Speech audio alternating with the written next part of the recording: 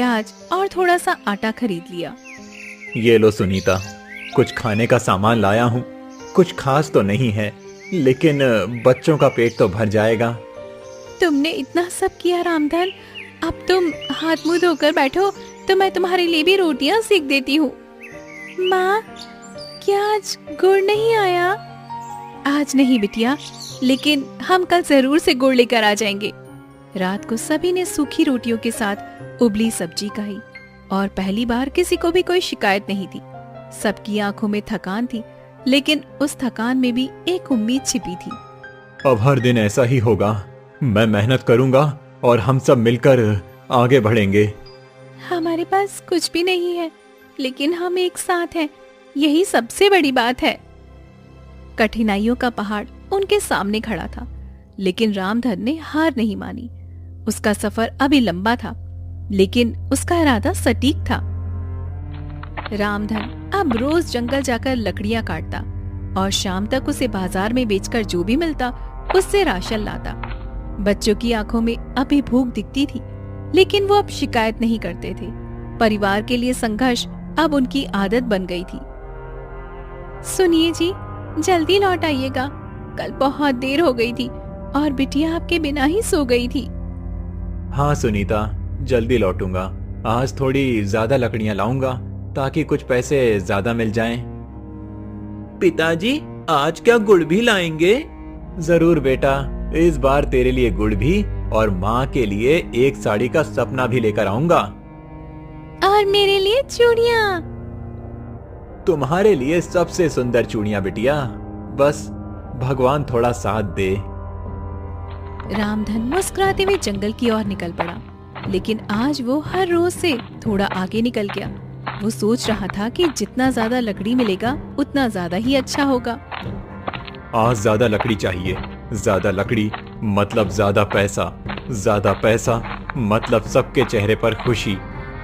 पेड़ों की गहराइयों में वो इतना आगे निकल गया कि उसे पता ही नहीं चला कि वो कहाँ पहुँच गया है। दूर तक सिर्फ जंगल ही जंगल था।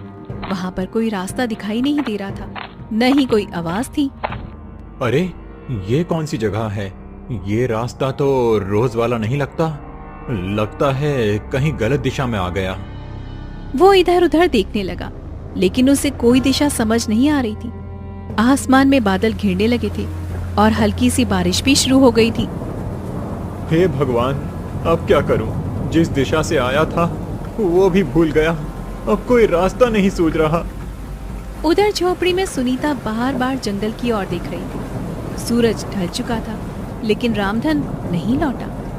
आज बहुत देर हो गई है, अब तक तो वो रोज लौट आते हैं, आज इतनी देर क्यों हो गई है? माँ, पिताजी को कुछ हो तो नहीं गया? ऐसा मत बोल बेटा, वो ठीक होंगे, बस शायद ज्यादा दूर तक निकल गए होंगे। मुझे डर लग रहा है माँ। उधर रामधन थक कर एक पत्थर पर बैठ गया। उसकी आंखें नम हो गई, लेकिन फिर उसने हिम्मत जुटाई और आगे बढ़ा। तभी एक छोटी सी रोशनी दिखाई दी। वो क्या है? वहाँ कोई घर जैसा दिख रहा है, या फिर कोई आग जला रहा है। चलो देखता हूँ। वो उस रोशनी की ओर बढ़ा और उसे एक अजीब सी गुफा दिखाई दी, जिसमें से पीली सी चमक आ रही थी। वो थोड़ा घबराया, लेकिन फिर अंदर गया। ये कैसी जगह है? सब कुछ सुनसान है, लेकिन यहाँ रोशनी कैसी? गुफा के अंदर वो जैसे ही आगे बढ़ा, उसे सामने एक अलग ही दुनिया दिखाई दी। वो एक गांव जैसा था, लेकिन वहाँ कोई इंसान नहीं था। पूरा गांव सोने के जैसा चमक रहा था। ये तो कोई सपना लग रहा है, मगर मैं तो जाग रहा हूँ। फिर ये क्या है? अचानक दो सिपाही आए और रामधन से बोले, तुम कौन हो और यहाँ कैसे आए? मेरा नाम रामधन है। मैं गरीब किसान हूँ, रास्ता भटक गया हूँ। राजा के पास चलो, वो तुमसे मिलना चाहते हैं। रामधन डरते हुए उनके साथ महल की ओर चल पड़ा। उसे समझ नहीं आ रहा था कि अब उसके साथ क्या होने वाला है। रामधन डर और हैरानी के बीच आगे बढ़ रहा था। सोने जैसे इस गांव में कोई आदमी दिखाई नहीं दे रहा था, लेकिन ये जगह किसी सपने जैसी लग रही थी। मैं कहीं सपना तो नहीं देख रहा हूँ। सब कुछ इतना चमकदार